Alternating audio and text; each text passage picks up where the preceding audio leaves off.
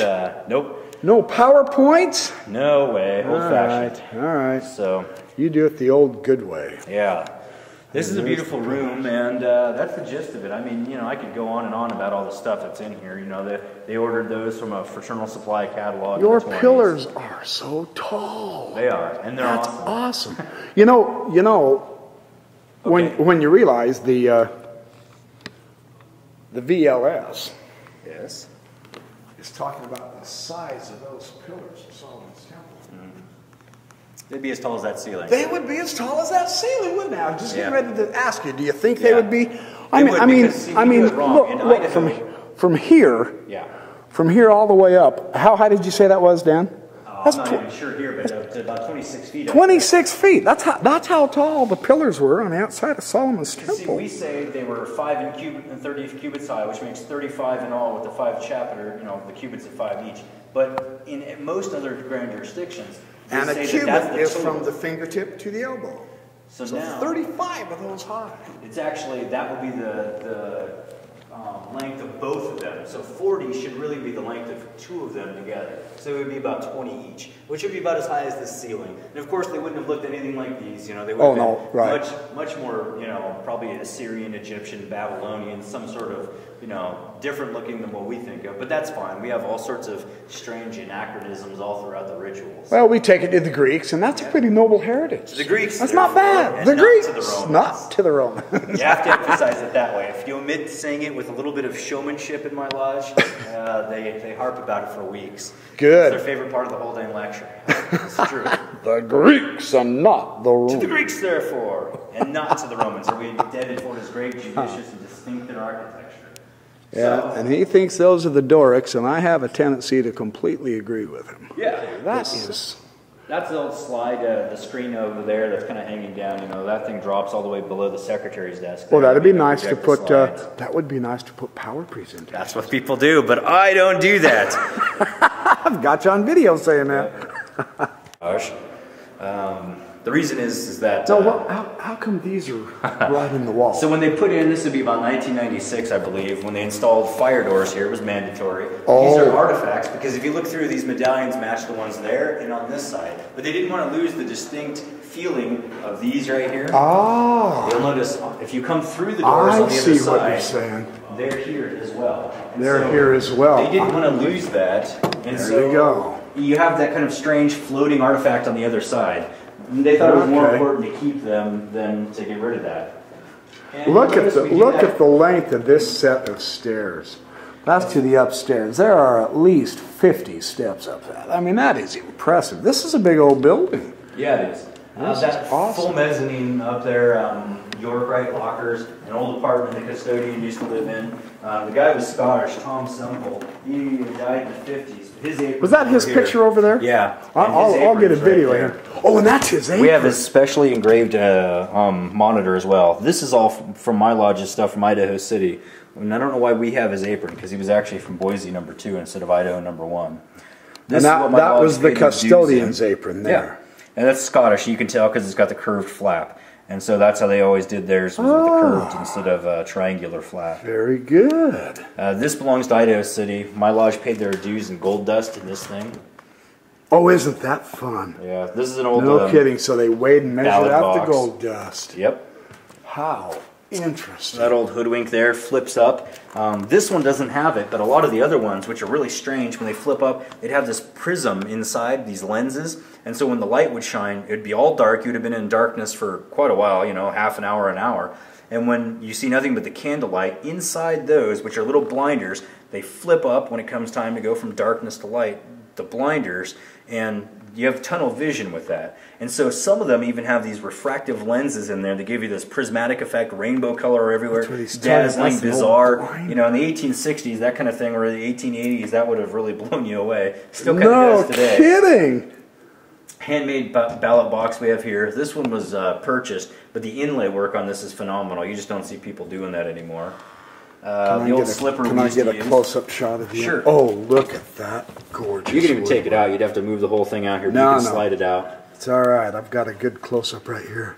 Now that's the kind of woodwork I can admire. Oh yeah.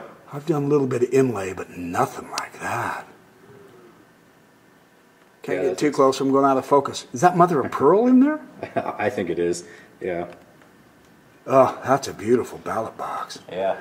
Now that's, you know, that's what I was telling you earlier. We're missing something in our modern day architecture and art in our buildings and all. They don't make them like this anymore. Which is why I tell them if they ever sell this thing, I refuse to meet in a lodge that has drop ceilings. If they make me, you know, if we get a new building, etc., I just won't show up if I'm meeting in a place with drop ceilings. It's heartless, it's soulless. There's nothing interesting about it. I could get ceiling tiles anywhere. This That's cornerstone true. was for the Here we second go. Look at building this. that when we met in Boise. The first meeting place of Masons in Boise in the 1860s was in an adobe hut. It was a schoolhouse. And so... For real? Yeah, and what they did with the adobe hut is they cut these sawed bricks out, they would bake them in the sun, and then you'd have these wooden slats, and you know, set it all up in there. Very tiny. I mean, this thing, you know, they were shorter than me, and I'm short. And of course, on top of that, the place was really small. It would hold the heat better in the wintertime. After meeting one time like that in August, He's not kidding. He is I am short. I'm like 5'6" and a half, you know. And I say the half because like I'm slouching, you know, but I don't clear 5'7", that's for sure.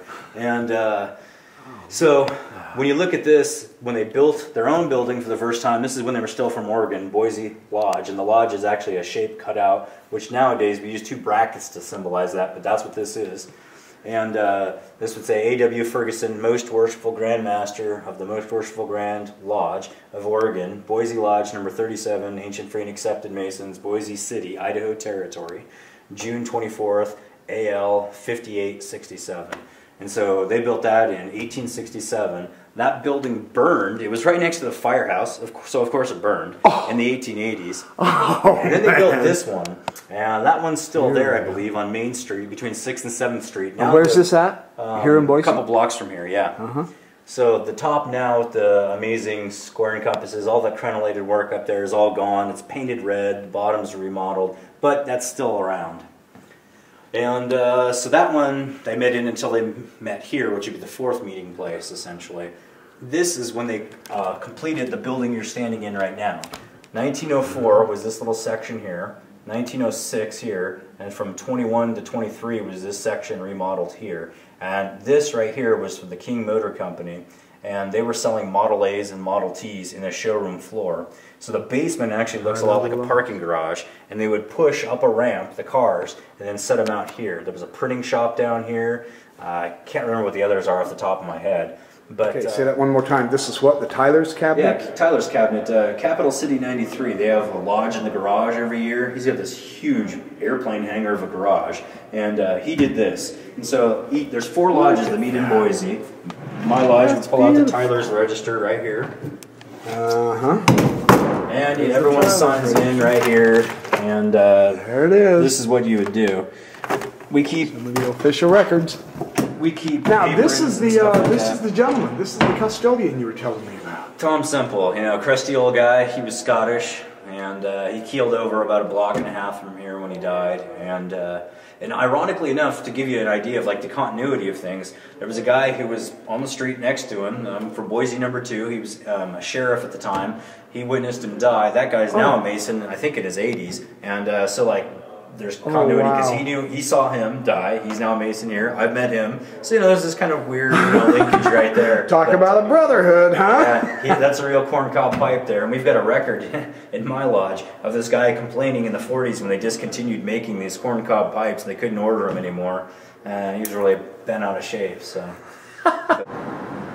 Now that's fabulous tile work. That's the tile work in front of the Masonic Temple here in Boise. All right, you've got something pretty interesting here. This is the Tyler's sword from Idaho Lodge number 1. It's an old Civil War sword, cavalry one. And that's a genuine article. Yeah, it is. We've had this thing for 100-something years, and spectacular. You know, we like it. It was missing for a couple of years and kind of magically found its way back. Oh, awesome! But it's neat. In fact, what we tend to do, this is kind of ironic, but Capital City 93 has a Tyler outside their door. We often share Tylers with them. Don't say anything to anybody, but so our sword rarely makes an appearance.